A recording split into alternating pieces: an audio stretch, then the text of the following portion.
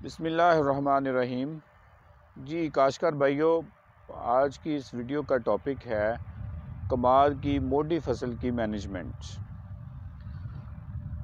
आप सब जानते हैं कि कमाद की जो मोटी फसल है उसकी बहुत ज़्यादा अहमियत है, क्योंकि ज़मींदार ने पहले साल बहुत ज़्यादा ख़र्चा किया होता है, उसके कुछ पैसे उसको वापस मिलते हैं। लेकिन मोटी फसल पर उसका ख़र्चा कम होता है और उसे ज़्यादा प्रॉफिट आने की तवक्को होती है।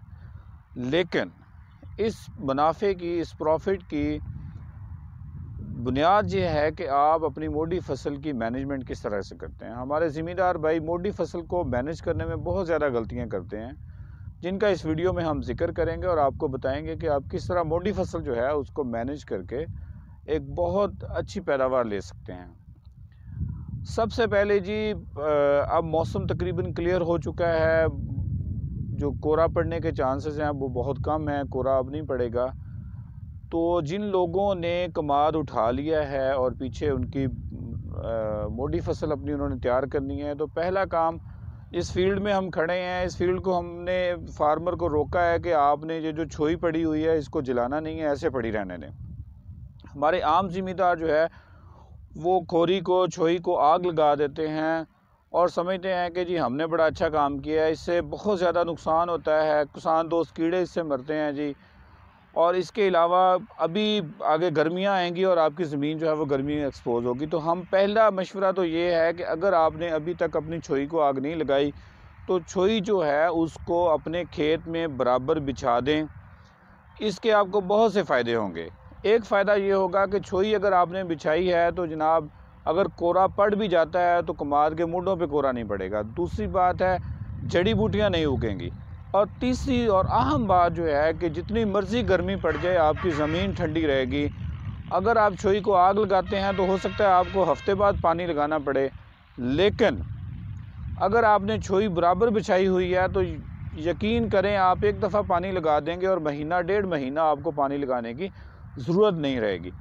आपकी ज़मीन ठंडी रहेगी तो पौधा जो है वो खुशहाल रहेगा, पौधे को स्ट्रेस नहीं आएगा। स्ट्रेस नहीं आएगा तो पौधा जो है वो बीमारी का हमला उस पर कम होगा और उसकी ग्रोथ जो है वो बहुत अच्छी होगी। एक बात। दूसरी बात, जो ज़मींदार गलत काम करते हैं वो ये करते हैं कि वो कहते हैं जी अभी मोटे को पड़ा रहने दें, जब ये फोड़ छोड़ कर जाएगा 1-2 महीने जी इसको ज़रा धूप लगने दें, ये हो जाए वो हो जाए, उसके बाद हम इसकी मैनेजमेंट शुरू कर देंगे। फिर वो इसको हल चलाना शुरू कर देते हैं और तकरीबन 2 महीने तक अपनी क्रॉप को ना तो कोई फर्टिलाइज़र देते हैं, ठीक है जी, ना उसकी कोई मैनेजमेंट करते हैं। ये बहुत गलत रवैया है।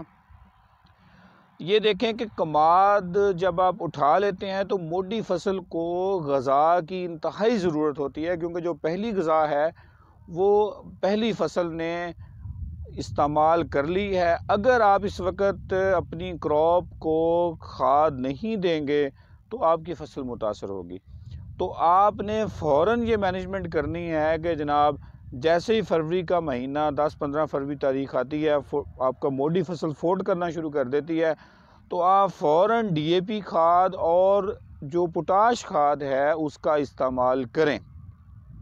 इससे पहले मैं थोड़ा ऐड करूंगा कि आप अपने खेत में जो शुगर केन स्टबल शेवर है वो ज़रूर चलाएं, क्योंकि आम तौर पर हमारी लेबर जो कटाई करती है तो वो मुड बहुत ऊपर से काटती है। मुड ऊपर से काटने से मुड ख़राब होते हैं। और ये बात याद रख लें कि जितनी आप इसको जड़ के नज़दीक से काटेंगे उतनी मोटा आपकी ज़्यादा फोड़ करेगा।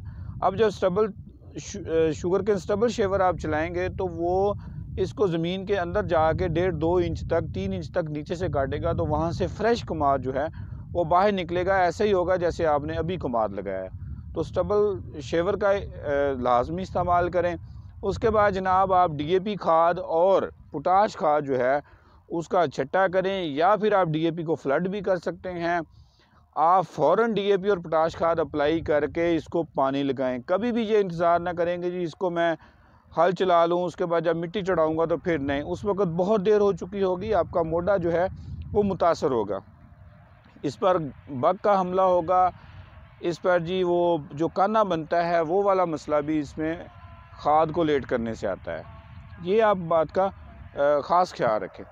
और तीसरी चीज़ जो है कि आप मोटी फसल को बार बार देखें, अगर उस पर कोई बीमारी का हमला होता है तो दानेदार जहर जो है वो वहाँ पर इस्तेमाल करें। ये बात याद रख लें कि दानेदार जहर आप कोशिश करें कि कीड़े का हमला होने से पहले डाल दें, ताकि कीड़े का हमला हो ही ना।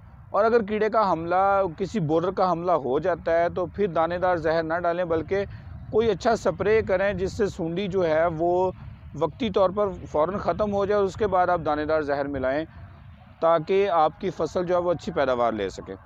मोटे में यूरिया खाद का इस्तेमाल आपको चाहिए कि आप मार्च के आखिर में या अप्रैल के शुरू में आप यूरिया खाद डालनी शुरू कर दें और अगले 5-6 पानियों में यूरिया खाद मुकम्मल कर दें। और कोशिश करें कि मई के आखिर तक, जून का महीना शुरू होने से पहले पहले अपनी यूरिया खाद मुकम्मल कर दें, ताकि आपका कमाद जो है वो अच्छी ग्रोथ कर जाए और बाद में आप इसको यूरिया खाद ना डालें, ताकि आपकी फ़सल गिरे नहीं। जी बहुत शुक्रिया।